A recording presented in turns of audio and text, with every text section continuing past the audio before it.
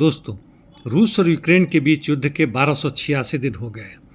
इस बीच बड़ा महत्वपूर्ण एससीओ यानी शंघाई कोऑपरेशन ऑर्गेनाइजेशन का समिट चल रहा था चीन में। दुनिया के कई महत्वपूर्ण बड़े मजबूत देशों के राज्याध्यक्ष आए थे, जिसमें पुतिन, भारत से मोदी, पाकिस्तान के भी थे, नॉर्थ कोरिया से नहीं थे, ईरान के थे और कुल मिला के करीब 20 देशों के प्रमुख थे। यहाँ पे मुख्य बातें वित्त पूंजी यानी फिनांस कैपिटल की हुई, लेकिन साथ साथ एक ऑल्टरनेटिव वर्ल्ड यानी जिसमें मोनोपोली जहाँ तक अमेरिका की है, यानी यूनिपोलर से मल्टीपोलर वर्ल्ड की तरफ जाने की बात है। और इसी के बाद तुरंत ही चीन में सेकेंड वर्ल्ड वॉर के 80वें वर्ष पे जब वो ख़त्म हुआ था, उसमें नॉर्थ कोरिया के भी किम जोंग उन और अन्य लोग आए थे। यानी निश्चित रूप से मिलिट्री की बातें हो रही है वहाँ पे। और यह खासकर तब महत्वपूर्ण हो जाता है जब शी, पुतिन, किम जोंग और साथ पेशकियान यानी ईरान के राष्ट्रपति वहाँ पे एक साथ मिल रहे हों। भारत का अमेरिका से तनाव ट्रेड वॉर या टैरिफ वॉर को लेकर, यह तभी तक महत्वपूर्ण है जब तक ये चल रहा है। अंदरूनी बातें उनकी जारी है। ट्रंप ने कहा 8% या 0% टैरिफ करने से खुश नहीं है, यानी बातें चल रही है। इजराइल का बहुत महत्वपूर्ण रोल है यहाँ पर अंडरहैंड में। वहीं पर यूके और दूसरे देश भी हैं। यानी भारत को यह कहें कि वह अमेरिका से अलग हो गया है, यह बिल्कुल बेमानी और गलत चीज़ें होगी। इसी दौरान अभी अलास्का में भारत और अमेरिका का ज्वाइंट युद्ध अभ्यास 2025 के नाम से चल रहा है, जो 14 सितंबर को चलेगा।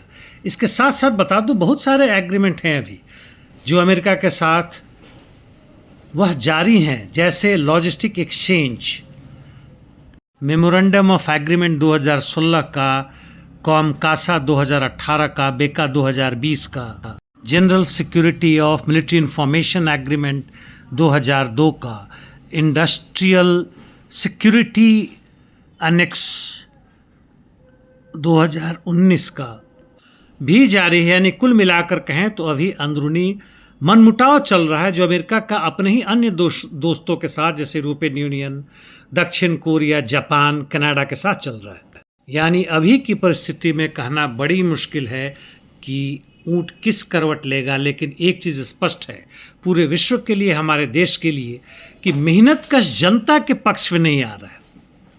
अंतर्राष्ट्रीय बाजार के लिए जो भी लड़ाई चल रहा हो वह जनता के पक्ष में, हित में नहीं है, बल्कि उन्हें अलग से अपना संघर्ष करना पड़ेगा। चलिए आइए देखते हैं युद्ध क्षेत्र में क्या हो रहा है। दक्षिण यूक्रेन हुलियाई पोल क्षेत्र में रूसी सैनिक मालिवका और शेवचेंको के दक्षिण में कोमी शुआ की तरफ बढ़ रहे हैं और दूसरी तरफ वो टर्नी निवका के दक्षिण में भी बढ़ रहे हैं। मुख्य युद्ध पोक्रोवस्क की तरफ जारी है। वहाँ से सटे हुए क्षेत्र पश्चिम में उडाकने में रूसी सैनिकों ने यूक्रेन को नॉर्थ वेस्ट पार्ट में ढकेल दिया है।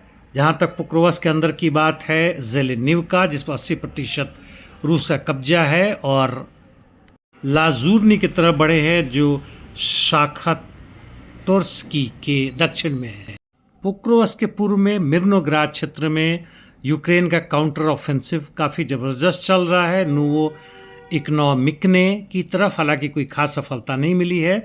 दूसरी तरफ वहाँ रूस भी अपना ऑफेंसिव ऑपरेशंस बरकरार रखे हुए है कैपिटल ना माइंस की तरफ।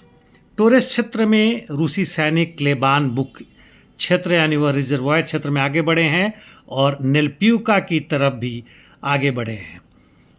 चासीवेर सोलेदार से थोड़े से उत्तर में फेदोरिवका पर रूसी सैनिकों ने कब्जा कर लिया है। यह बाखमुत से तकरीबन 15 किलोमीटर नॉर्थ ईस्ट यानी सिवर्स्क क्षेत्र में है। उत्तर पूर्व यूक्रेन में रूसी सैनिक आगे बढ़े हैं जारिकने यानी टॉर्स्की के नॉर्थ वेस्ट में, और नोवोमिखाइल लिवका में फिर से वापसी की है उन्होंने, तथा शाद्री हुलिवका और मिरने की तरफ भी आगे बढ़े हैं और कुपियान क्षेत्र में जहाँ तक बात है, जबरदस्त लड़ाई जारी है, एक तरह से पोस्टल बैटल का रूप अभी लिए हुए है।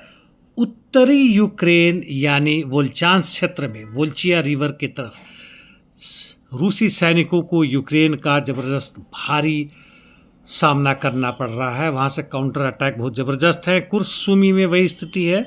यूनाकिविका में जबरदस्त लड़ाई जारी है। 90% के बाद भी रूसी सैनिक पूरी तरह से यूक्रेन के सैनिकों को हटाने में असमर्थ हैं।